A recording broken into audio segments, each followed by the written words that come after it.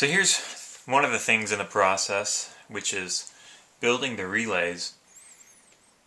So after I get the game playing, just with power to the bumpers and the flippers, I play that for a while. I get the rules set, and once the rules are set, now I start building the relays. So I spend a couple hours and just think about it. I've got this sheet of paper which has every relay, including bank relays and the other ones that control the bumpers and the brains. And I list them out,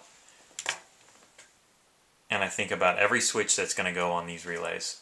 And then I sit down at the desk, and I've got a bank here. There's going to be 3 banks, or what they used to call reset banks, in this game. And 2 of them will reset periodically throughout the game, and then 1 is just the memory that doesn't reset, but resets at the start of the game.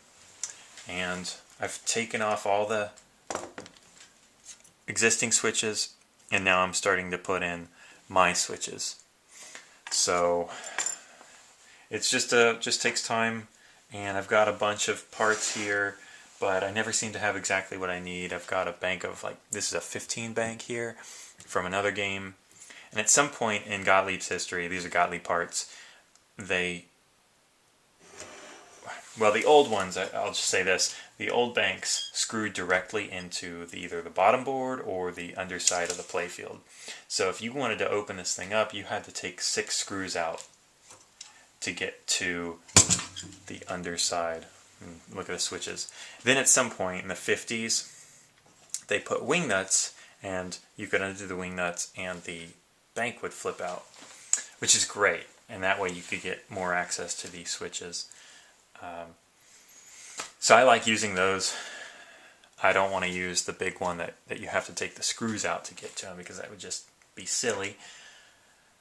Anyway, so I'm taking switch stacks that I might need, because there's different kinds of switches. If you've never done this or you've never worked on EMs, there are different kinds of switches. So for example, we've got on the right is a make break,